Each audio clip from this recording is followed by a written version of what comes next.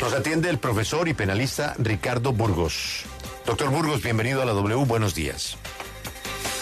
Julio, muy buenos días a ti y a la mesa de trabajo.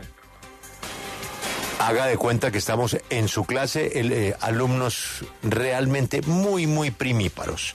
Doctor Burgos, ¿cuál es la diferencia entre lo que acabo de explicar, que determinó ayer la juez, y el comienzo de un juicio? ¿Estamos hasta ahora en imputación o esto ya abre la puerta de un juicio? Julio, como ya en una decisión de tutela, un juez también aseveró que la indagación que se le hiciera al expresidente Álvaro Uribe Vélez se asemeja a la imputación, es decir, él tiene la calidad en este momento de imputado. La Fiscalía ya ha presentado dos preclusiones, en donde dos jueces diferentes han decidido que no se precluye y que pueden haber elementos materiales probatorios que lo hagan partícipe de las conductas de los cuales se imputa. En este caso, la Fiscalía, en la decisión de ayer ante la juez 41, toma la decisión de apelar. Si analizamos en la primera decisión que se hace ante la juez 28, la Fiscalía en ese entonces no apeló. Entonces acá la decisión de preclusión queda en firme tan pronto decida el Tribunal Superior de Bogotá la apelación que hoy sustentará el fiscal del caso ante la decisión que se toma ayer.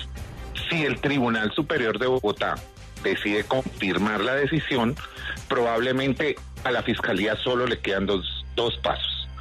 Volver a pedir una preclusión, que sería algo desafortunada con los dos antecedentes anteriores de dos jueces que han decidido no precluir, o radicar un escrito de acusación, en donde llevarían por primera vez en la historia a un expresidente a juicio. Esto tardaría unos 2 o 3 años en decidirse, más o menos, en este proceso. Doctor Burgos, un colega suyo me dice lo que usted acaba de sugerir. Después de la decisión de la señora jueza de negar la preclusión, hay una teoría como la que usted ha planteado, que la Fiscalía pida nuevamente solicitud de preclusión. La Fiscalía podría seguir pidiendo tantas solicitudes de preclusiones como fueran necesarias. Quiere decir lo anterior, que si la sala penal del tribunal confirma la decisión de la juez, no necesariamente hay llamado a juicio, porque la Fiscalía pediría una y otra vez solicitudes de preclusión. ¿Eso es posible? Es una posibilidad jurídica que tiene la Fiscalía General de la Nación, ¿no?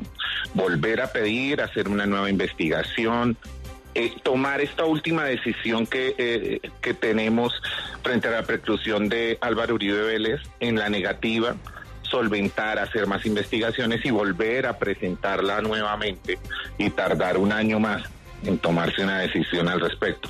Digo que es desafortunado lo que ha pasado hasta este momento, porque tiene ya en contra dos decisiones de negativa de la preclusión. Posiblemente la tercera se presente en el mismo sentido y la Fiscalía podría volver a presentar una cuarta solicitud de preclusión. Sí, Julio. Doctor Burgos, ¿y qué tan lejos o cerca estamos de que prescriba la acción penal en este caso? Pues haciendo un análisis de los hechos estamos muy cerca, porque precluiría, si mal no hago mis cuentas, en el 2024. A raíz de que Álvaro Uribe Vélez adquiere la calidad de imputado, el máximo del delito, que sería el fraude, estaría en 12 años, pero una vez imputado, ese máximo se rebaja a la mitad, es decir, estaríamos a 6 años. Si vemos que los hechos imputados son del 2018, estaría al 2024 prescribiendo la acción penal, o sea, esa posibilidad que permite determinar si Álvaro Uribe Vélez es responsable o no de los delitos que se le imputa. La prescripción no es una sentencia absolutoria, pero tampoco es una sentencia condenatoria en contra de Álvaro Uribe Vélez. Se quedaría en el limbo y simplemente es una garantía que se le da al procesado que se resuelva su situación antes de la prescripción, que serían teniendo los máximos y ese descuento que hacen de la imputación, es decir, si el delito tiene 12 años, a raíz de la imputación que se le hiciera en el 2018, se redujo a la mitad, tiene 6 años y estos 6 años se cumplirían en el 2024. Abogado, es habitual ver un caso donde primero la Corte Suprema llama a juicio y obviamente por retirarse del Congreso el caso pasa a la Fiscalía y que después de que la Corte Suprema, una juez determina el primer no a la preclusión, otra juez diferente determina el no a la preclusión y además que la argumentación para negar esas preclusiones sea tan dura contra la Fiscalía por la falta de argumentos. ¿Es habitual que algo así pase? Digamos que sí, no es tan ajeno a que los fiscales presenten una preclusión y los jueces nieguen. Lo que no es muy común es que se presente tantas veces una preclusión. Generalmente lo que suele hacer la Fiscalía General de la Nación en los procesos ordinarios es presentar la preclusión, apela. Si el Tribunal Superior decide confirmar que no se niega que no se da la preclusión, presenta escrito de acusación y se va a juicio con los elementos materiales probatorios. No suele pedirse tantas veces una preclusión, ¿no? Eso es lo que vuelve sui generis el caso contra el expresidente Álvaro Uribe Vélez. Doctor Burgos, gracias por atendernos. Una feliz mañana. A usted, muchas gracias, Julio. Otro especialista, Marlon Díaz. Doctor Díaz, bienvenido a la W. Buenos días, Julio, y buenos días a toda la audiencia de W Radio. Doctor Marlon, ¿usted cree que puede haber un sinfín de pedidos de preclusión? Bueno, esa es creo que la situación más compleja desde el punto de vista jurídico que debe enfrentar la Fiscalía General de la Nación. La primera negativa de preclusión que hiciera la jueza 28 penal del circuito se da al considerar que no estaba acreditada ninguna de las causales que sustentó la Fiscalía General de la Nación. La tipicidad de las conductas de soborno en actuación penal y fraude procesal y la de imposibilidad de desvirtuar la presunción de inocencia con base en los medios de prueba que ha recaudado la Fiscalía y que en su momento recaudó la Corte Suprema de Justicia antes de la implementación de la sala de instrucción y con posterioridad en las pruebas practicadas por esa sala de instrucción.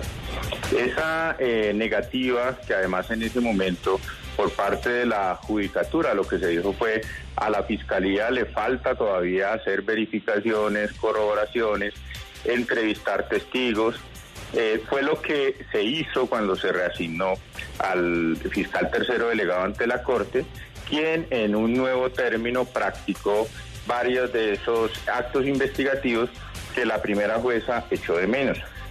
Se hace la sustentación y lo que dice ayer la jueza 41 es, a pesar de que se hicieron algunos actos investigativos, la conclusión es que ninguna de esas causales de preclusión está acreditada y por eso da la negativa. ¿Cuántas veces más lo podría intentar la Fiscalía? Pues con base en las mismas causales es bastante difícil que lo pueda hacer y con base en los mismos elementos de prueba yo diría que es casi imposible. Se requerirían elementos novedosos que la verdad es bastante complejo obtener. Doctor Díaz, quiero preguntarle qué pasa si el Tribunal Superior de Bogotá decide dejar en firme la decisión de la juez 41 del circuito. ¿Qué acción tendría en ese momento la Fiscalía y qué pasaría en materia judicial? Bueno, la decisión que toman 3 magistrados del tribunal, que son los que deben resolver la apelación interpuesta por la Fiscalía, puede ser confirmar la decisión que tomó ayer la jueza, queda en ese momento en firme la negativa y lo que puede hacer la Fiscalía es presentar un escrito de acusación en contra del expresidente Uribe o insistir en una nueva preclusión con las explicaciones que di en la respuesta anterior. Si el tribunal decide al contrario revocar la decisión que tomó ayer la jueza, pues precluiría la investigación por esos 2 delitos en contra del ex senador Uribe y esa decisión del tribunal hace tránsito a cosa juzgada. No tendría ningún recurso por ninguna de las partes ni intervinientes. Eventualmente, pero solo de manera excepcional, la acción de tutela sería lo único que procedería si es que en segunda instancia se precluyera. El escenario es bien complejo. Por supuesto, los magistrados, en este caso es un juez plural, pues va a revisar tanto la sustentación que hizo la Fiscalía, coadyuvada por Ministerio Público y Defensas, con la oposición que hicieron todos los apoderados de víctimas. Doctor Díaz, a este caso todavía le falta bastante tiempo. Estamos en la apelación ante el tribunal, quedan todavía acciones judiciales. La Fiscalía debe decidir si pide la preclusión nuevamente o si acusa. Por eso le quiero preguntar por el tema de la prescripción. ¿Usted coincide con el doctor Burgos en que este expediente prescribe el próximo año, en el 2024?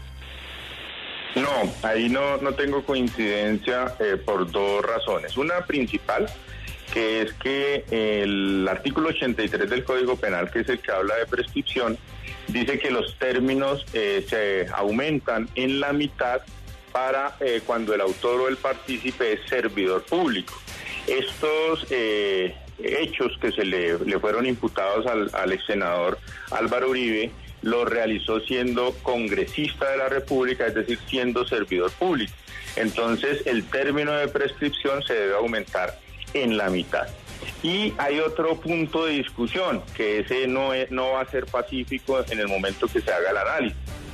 Como que lo que interrumpe la prescripción en el sistema acusatorio es la formulación de imputación, la pregunta es, al senador Álvaro Uribe, ¿cuándo se le formuló imputación? ¿Y por qué razón? Esa es la pregunta. Porque recordemos que él fue procesado inicialmente por el régimen de Ley 600. Allí se le recibió fue indagatoria, a él nunca se le formuló imputación, y lo que hizo el juez cuarto penal del circuito en una decisión de segunda instancia fue hacer una equivalencia entre la formulación de imputación y la diligencia de indagatoria. Entonces la pregunta es, la formulación de imputación, es decir, cuando se interrumpió el término de prescripción, ¿se cuenta desde esa decisión del juez cuarto penal del circuito o desde el momento en que rindió indagatoria? Mi posición en eso es que, como se hace la equivalencia con la indagatoria, es decir, la formulación de imputación de Ley 906 equivale a la indagatoria, pues se interrumpió desde allá. Pero igual se cuenta la mitad, pero a esa mitad además hay que aumentarle otra mitad por tratarse de servidor público. Profesor, si por algún caso se llega al juicio, ¿el juicio interrumpe la prescripción? No, señor. La nueva interrupción de prescripción que está prevista en el Código de Procedimiento Penal es cuando se profiere decisión en segunda instancia en lo que tiene que ver con la sentencia.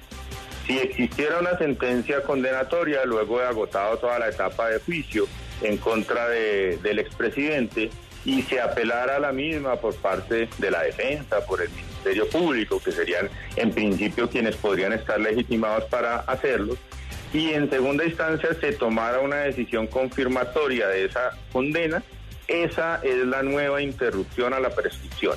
Pero no existe en el camino ningún otro momento de interrupción. Los términos de prescripción están contabilizándose, reitero, o desde la indagatoria o desde la equivalencia que se hizo por el juez cuarto penal del circuito, y de manera ininterrumpida hasta que no haya decisión en segunda instancia de manera eventual en caso de que existiera una sentencia condenatoria.